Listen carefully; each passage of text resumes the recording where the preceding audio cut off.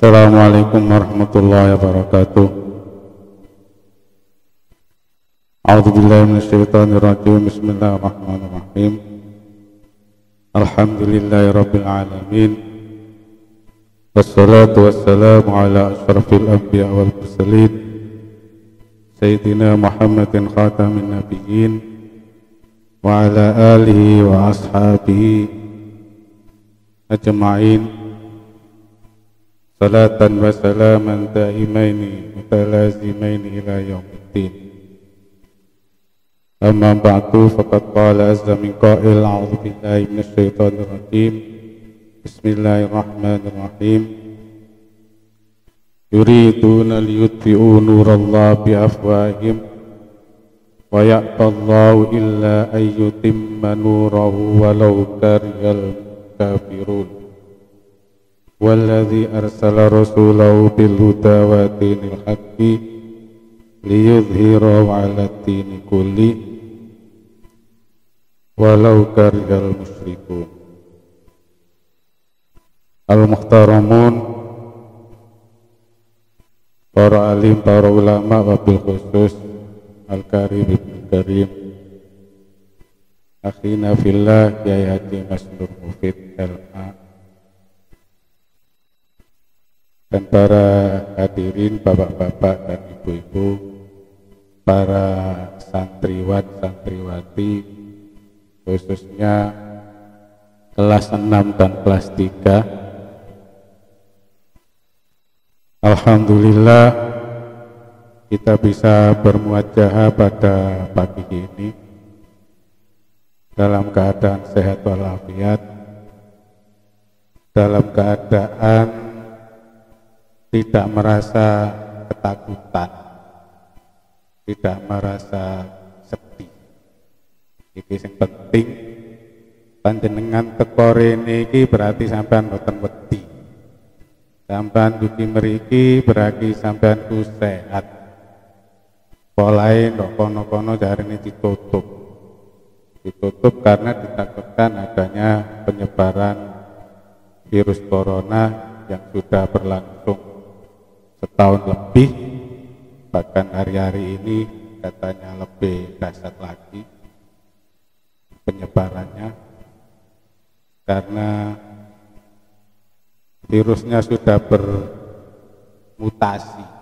Oke, kalau ngikuti omong itu aja, tapi mutasi mau ngerti buka dari sudah bermutasi menjadi virus alpha dan virus delta.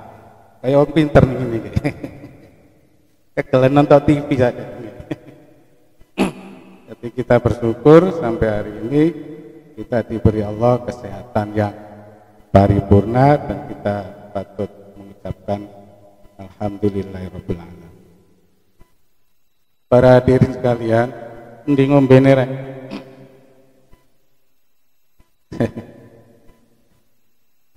Ini loh ceramah. Gak ngundang ceramah teko adoh, ngombene ngene ae. Teko adoh ngombene ono telu iki. Ono telu. Iki bisa tik.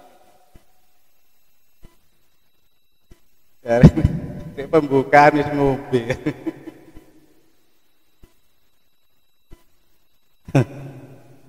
Pun kalau terusakan saya pribadi atas nama pengasuh Pondok Pesantren Mas Kyai Haji Mas Nur Mufid mengucapkan terima kasih kepada seluruh wali santri khususnya kelas 6 dan kelas 3 yang sudah mempercayakan pendidikannya kepada lembaga kami yang dipimpin oleh Kyai Haji Mas Nur Mufid beserta staf-stafnya dan para guru, para asatidz. Terima kasih yang banyak dan mohon maaf yang sebesar-besarnya. Karena kami meyakini bahwa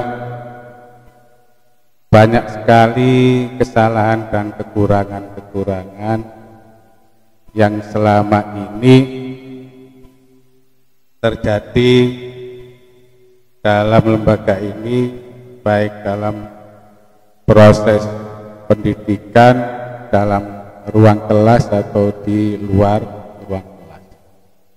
Dan itu adalah suatu keniscayaan.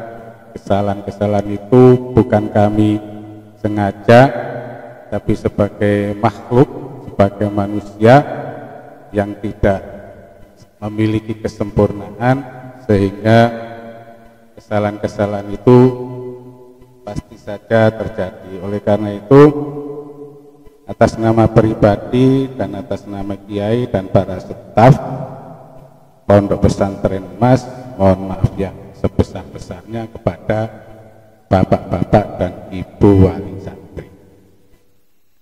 Kemudian yang nomor 2, saya tidak terlalu banyak berpesan kepada para santri ketika kamu nanti keluar dari Pondok Pesantren Mas ini akan menemui banyak hal-hal yang tidak terduga, yang tidak pernah kamu alami di pondok, apapun itu bentuknya. Maka hal itu suatu yang biasa. Artinya pondok tidak mampu memberikan semua ilmu sehingga kamu begitu keluar siap pakai atau siap menghadapi masyarakat.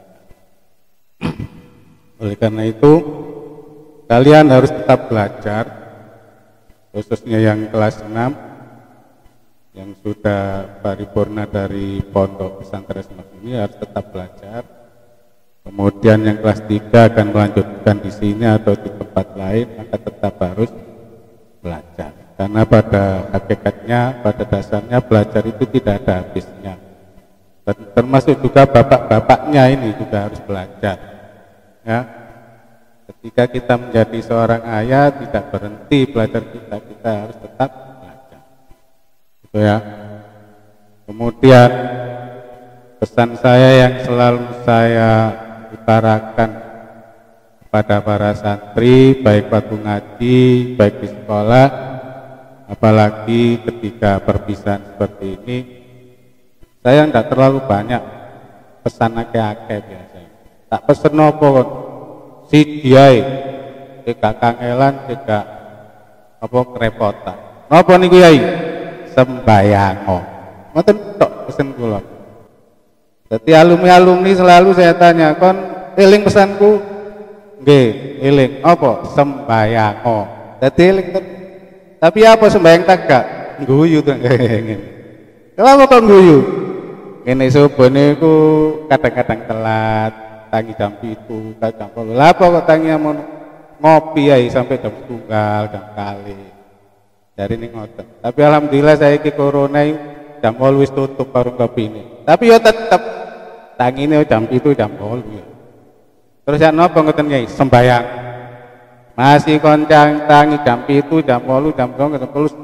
Bahkan tangimu iku dhuwur sisan sembayang sisan qadha. Karena berbahaya kalau kamu itu membiasakan meninggalkan sholat, meninggalkan terus gak gelem qadha. Ini akibatnya sangat fatal, sangat berbahaya. Yaitu pesan yang sering saya utarakan ya. Ya, ini bagi santri seperti itu. Ma'asyiral hadirun rahimakumullah. Kula niki wingi dipakai selalu dipakai ngomong ngadepi panjenengan itu. Ya. Ini ada apa ya? Lembaga dunia yang memberikan rating peringkat pendidikan di dunia ini yang didirikan mulai tahun 2000. Waktu tahun 2000 itu anggotanya cuma 39. Jenenge lembaga ini ku PISA. Jadi boleh apalane gampang jenenge PISA. Jadi kula apal langsung waca PISA. Programmer for International Study Assessment. Oh, hebat. novel bahasa Inggris didirikan oleh orang yang bernama Benjamin Blount sing gawe ku. Ya. Jadi ini memberikan peringkat pendidikan di dunia. Nah, pada tahun 2000 Indonesia itu sudah ikut. Ya. Dari 39 negara yang ikut, Indonesia itu nomor 6 dari bawah. Nomor 6 dari bawah. Berarti ini dari atas Indonesia nomor 33. Jadi itu uang Indonesia itu pelajar-pelajar itu nomor 6 ke bawah. Ketika tahun 2015 anggotanya ada 76. Pancet Indonesia 6 dari bawah. Terakhir diliris tahun 2019 tetap Indonesia itu nomor 6 dari bawah. Kayak iso munggah. Kayak iso munggah. Ini di kancah internasional. Nih, di kancah internasional. Jadi sangat menyedihkan. Ya, sangat menyedihkan dalam hal ranking niki wae. Pun sampean rungono karo ngatur Mas mboten paham, jelas iki wangil ki mama nih. Tapi kalau kepingin ngomong-ngomong ngeten. Ya. Jadi lembaga itu memberikan ranking pada lembaga pendidikan di dunia. Indonesia itu nomor berapa? Bukan lembaganya, jadi siswanya. Pola berpikirnya siswanya itu seperti itu. Yang dinilai ini ku apa? Wah. Yang dinilai itu matematika, literatur, baca buku, kemudian sains. Sains itu ilmu teknologi. Yang dites cuma 3 dan ini masalah-masalah umum. Terus kan ututi Indonesia. Indonesia ini semangat membaca sangat minim.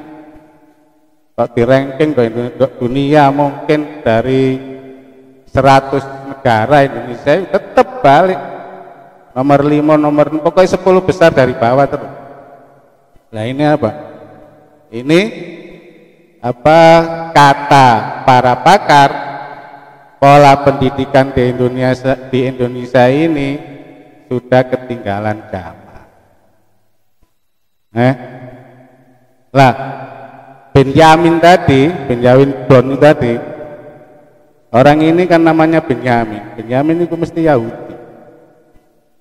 Jadi beliau ini ya orang ini aja ya, orang ini apa memberikan pendapatnya pada tahun 1958 bahwa menghafal itu adalah penyerapan ilmu yang paling rendah.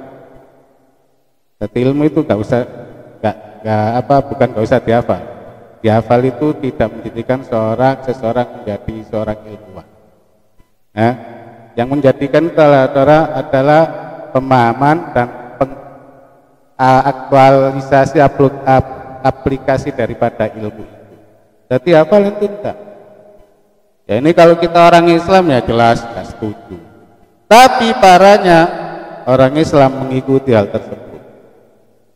Orang Islam di mana-mana di dunia ini mengikuti jalan pikiran Benjamin tadi, sehingga selalu dikatakan negara-negara Islam biasanya menyebut negara-negara Timur itu pendidikannya sangat tertinggal atau ketinggalan. Karena apa? Menitik beratkan pada hafalan. Ini kalau menurut saya ya nggak apa-apa, ya berpendapat begitu. Tapi menurut saya kurang ajar ini namanya. Ini sedikit demi sedikit akan menghapuskan santri-santri atau orang Islam meninggalkan Al-Quran. Tidak belum ngapal Al-Quran. Itu tujuan. Karena apa? mereka orang Yahudi, orang Nasrani itu tidak ada yang hafal kitabnya, sehingga begitu mudah diombang-ambing. Bahkan iman mereka sangat tipis sekali, nyaris tidak ada. Mereka itu cuma gembar-gembar saja. Kalau masalah keimanan tidak seperti orang Islam. Itu ya. Jadi pendapat-pendapat seperti ini ternyata diikuti. Dan termasuk negara kita ini Indonesia juga seperti itu. Bahkan Kementerian Pendidikan yang baru ini menjadikan pendidikan ini terkoneksi dengan pekerjaan. Dadi apa iso wong Indonesia iki sekolah, begitu sekolah itu langsung terkoneksi dengan pekerjaan. Jadi ini SMK langsung bisa mlebu pabrik, bisa mlebu wisata, dan seperti itu. Termasuk pondok pesantren juga. Jangan dikira pondok pesantren nggak diusahakan begitu keluar langsung dipekerjakan. Sama. Tanpa nanti kerungu geger-geger bahwa para khotib harus punya apa Cayul? Surat sertifikat. Berarti sertifikat. Nah ini perhatikan, ketika seorang santri, seorang ustadz, seorang kiai tidak mengikuti sertifikasi, tidak bisa bekerja, tidak mendapat pekerjaan sebagai khotib atau pengajar. Itu arahnya ke situ. Nah ini ternyata diikuti dengan bangga, enak disertifikasi, ngomongnya gak ngawur. Kapan? Khutbah ngawur, khutbah ngawur gak sah Pak. Khutbah ngawur itu gak sah. Temenan iki, sampean kalau kitab-kitab khutbah gak oleh ngawur, kudu anteng.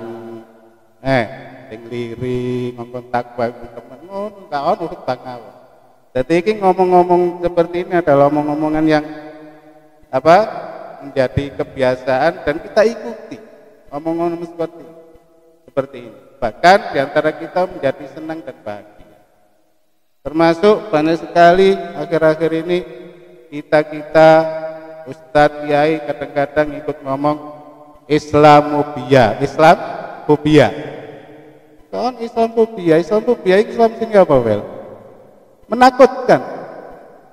Ketakutan pada Islam. Mulai kapan agama Islam menakutkan? Lah ini orang Islam sendiri ikut ngomong. Ono teroris bukan bagian dari Islam. Tapi sadurung kok diomong. Yang tertangkap adalah anggota GIL. Yang tertangkap adalah jihad Ansarus Sunnah. Ngomongin ngono pertama. Jadi itu adalah bagian dari organisasi jihad Ansarus Sunnah. Ya jelas Islam. Tapi orang burine Islam tidak mengajarkan teroris. Nah ini kan ngomong-ngomong paradoks dan kita tidak paham seperti itu. Tapi akhirnya bagaimana? Kita termakan oleh isu-isu tersebut. Nah ini memang ada unsur kesengajaan. Sehingga kita sebagai umat Islam tambah akhir kita saling menuduh satu dengan yang lain. Ya, seperti itu. Kembali lagi ke pendidikan. Pendidikan tadi menurut Yamin tadi, jadi maka ketika pendidikan itu tidak mengikuti alur mereka, ya berarti kita beri bantuan. Panjenengan ngerti tak Pak? Sekolah-sekolah gratis niku dugi pundi duwike. Sampeyan ngertos tak? Mboten dugi Sain Goro mboten. Mboten dugi Bank Indonesia mboten. Itu dari Bank Dunia. Diperbantukan kepada seluruh dunia yang mau mengelola pendidikannya menurut versi mereka. Makanya pendidikan itu harus terkoneksi dengan pekerjaan. Seperti itu. Dan semuanya diatur. Mulai kurikulum sampai ruang kelas diatur semua, ukuran ruang kelas 7x9, sini kudu 24 bangku, seperti itu. Ini baru nanti mendapat akreditasi A, nemen oleh B. Mereka yang bikin dan kita mengikuti. Kalau nggak mengikuti itu tidak dapat bantuan. Lain. Dan bantuan dari Bank Dunia, dan Bank Dunia itu ada bunga. Oleh karena di seluruh dunia, termasuk di Indonesia, Nuwun sewu termasuk kula dhewe, termasuk melok mangan duit Bank Dunia niku wae. Kayak ngono. Sampeyan nate ngrasano duit Bank Dunia. Mboten nate. Bank Dunia mboten nate mriki, IMF mboten, World Bank nggih mboten. Nggih, leres. Tapi itu ada namanya bantuan apa ini? Itu ke pemerintah macam-macam. Biar aku yang kenal blockchain, itu kan macam-macam. Lah itu dari Bank Dunia, Pak, Bu. Disebarkan ke seluruh sekolah di Indonesia. Lah kita, Abdul Jalil mawon, Abdul Jalil termasuk yang menikmati itu. Jadi nek dari biyen niku wong sing apa mangan riba sing oleh dusoi riba iku wong 7, saiki ditambahi singkas oleh rembesan. Gak melok nulis, gak melok ndelok, gak nyaksino, gak nulis, gak nggawa, tapi oleh rembesane. Mulane istighfare sing akeh. Gak tufel nggih. Nggih, aja ngomong halal, iku tetep haram. Tapi apa maneh ono iku, apa maneh hebat. Tapi gak ono wong karo niku. Gak ono wong karo. Nek duit niku wae ndugi Bank Indonesia niki pun entek duit. Iki nek setel nang kono-kono ya apa iki? Indonesia wis entek duit. Wah, kendok. Nggih. Jadi seperti itu, dan ini ternyata hal ini sudah dirancang jauh-jauh sebelum saat ini. Jadi musuh-musuh Islam itu berusaha merusak Islam itu dengan berbagai cara, termasuk yang paling berhubungan dengan apa, pendidikan ya, pendidikan yang paling parah dirusak ini Bapak.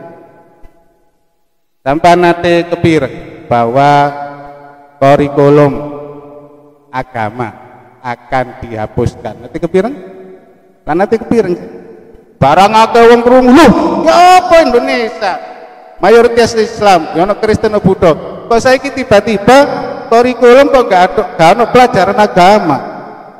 Beker kan? Dari menteri ini itu adalah rancangan yang dibuat oleh kementerian sebelum saya. Ya enak aja.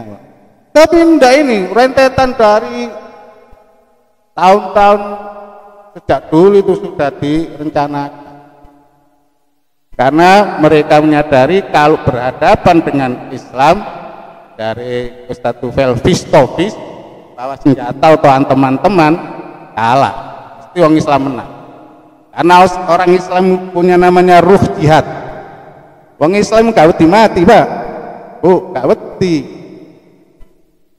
Gak wedi blas, ini kate perang sing jihad gak. Karena ada dua kemungkinan. Menang oleh ghanimah, kalah mati mlebu surga, wis iku apik karo. Gak ono wong Islam rugi dalam berperang. Mulane orang kafir itu selalu berusaha menghilangkan kata-kata jihad. Kula nate ngaos Dr. Buti, Allah yarham. Terus ngeten. Palestina membuat perjanjian dengan Israel. Di situ Palestina diminta oleh Israel satu saja, apa? Hilangkan kata-kata jihad dari kesepakatan yang kita bikin. Gak wani Pak, terung kata-kata jihad. Karena tahu orang Islam mentalnya luar biasa, pemberaninya luar biasa. Sampai bukti non. Palestina sampai hari ini masih hidup. Berapa jumlah penduduknya dan wilayahnya cuma berapa sampai hari ini. Karena ruh jihadnya sangat kuat. Dan ternyata mereka tidak berhasil. Tidak berhasil. Ya. Menghilangkan hafalan tidak berhasil. Alhamdulillah hari ini Bapak Ibu orang-orang Islam, anak-anaknya semangat menghafal Al-Qur'an. Banyak sekali sampai di desa-desa itu banyak anak-anak menghafal Al-Qur'an. Banyak sekali lembaga-lembaga pendidikan penghafal Al-Qur'an. Itu semata-mata Allah menunjukkan inna nahnu nazzalna dzikra wa inna lahu lahafidun. Cara Allah menjaga Al-Qur'an seperti itu, diperbanyak penghafal Al-Qur'an. Ngoten nggih. Jadi pendidikan itu sangat penting. Cuma ini loh, kita ini posisinya saat ini adalah posisi yang lemah, yang tidak memiliki nilai tawar sama sekali. Sehingga dengan mudah kita ini apa? Kita ini dibeli dombang-ambing. Kesulitan. Kondom emas yang kecil ini kesulitan. Setiap hari saya, Ustaz Mufid, Ustaz Milko, Ustaz Fuad, Ustaz Ahmad, semua setiap rapat tuh bahas kesulitan lepas dari departemen-departemen gak iso sih. Kesulitan. Karena kita tahu, dan kita juga paham kalau kurikulum atau pelajaran terlalu banyak itu bukan menjadikan anak menjadi pinter, enggak, menjadi tambah gak pinter, kaken sing dipikir. Dan Pondok Mas berusaha itu, tapi sampai hari ini masih belum bisa optimal karena menyadari seperti itu. Oke, oleh karena itu, Bapak Ibu sekalian, bagaimanapun pendidikan yang kita laksanakan khususnya di Pondok Pesantren Mas ini berusaha untuk mengedepankan ilmu-ilmu keislaman, berusaha sekutankan. Oke, dan kita berusaha anak-anak didik kami kita didik dengan sebaik-baik. Anak panjenengan niku enten pondok niki 24 jam. Masuk sekolah yang formal hanya 5 jam. Berarti ada waktu 19 jam untuk kita isi dengan pendidikan-pendidikan keislaman sehingga menjadi anak-anak yang kuat, yang tahan di dalam menghadapi kehidupan di dunia yang semakin tidak jelas dan semakin kacau balau ini. Di samping itu kita juga selalu memohon kepada Allah, panjenengan Bapak Ibu khususnya panjenengan boten kula sebagai guru sebagai boten panjenengan sebagai bapak ibu nih anak-anak ini ndonga sing nemen kula ndongaaken kula wara kon bengi tak dongakno nek aku tangi tak dongakno, tapi sing penting maneh panjenengan sebagai orang tua. Oleh dongae wong tua iku dibawa bungane Nabi pas. Nek sampean boten gelek-gelek donga, nggih sepuntene mawon. Aja kandha sampean nemoni kula yai ya napa yai anak kula niki. Dulinan apa mohon boten nate mulih jane. Pol-paling ngono sampean curate. Napa sampean suwuk ngoten yai sampean kei banyu ngono. Dik mboten dolen, dik mboten nabiyan mau. Kula waran iki masalah-masalah umum Pak Bu, kita sudah sulit untuk menghalau menghalangi atau melarang. Tidak bisa Pak. Nggih. Terus apa ditungani mau. Monggo nggih panjenengan sing rajin oleh donga temenan iki. Iki zaman wis mboten karu-karuan nggih. Niku mawon ingkang saged kula sampaikan. Mugi-mugi ilmu ingkang dipun pelajari putra-putri panjenengan saking Pondok Mas ini meskipun hanya sedikit menjadi ilmu yang manfaat. Amin. Niku mawon donga kula menjadi ilmu manfaat. Keranten ilmu manfaat niku Bapak Ibu ilmu yang tidak akan terputus dari kita ketika kita mati. Sebagai guru mboten putus ilmu manfaat, panjenengan sebagai orang tua tidak akan terputus dari anak sampean sing duwe ilmu manfaat lan anak sing soleh. Terus Kanjeng Nabi idza mata ing qata amalu illa min talatin sadaqatin jariyatin au ilmin yuntafa'u bihi walatin sholihin yad'ulahu. Dadi niku nggih. Dadi niki sing diharap boten terputus ketika kita sumare menghadap kepada Allah Subhanahu wa taala. Niku ingkang saged kula aturaken dengan ucapkan subhanakallah bihamdika asyhadu an la ilaha illa anta astaghfiruka wa atubu ilaik. Wassalamualaikum warahmatullahi wabarakatuh.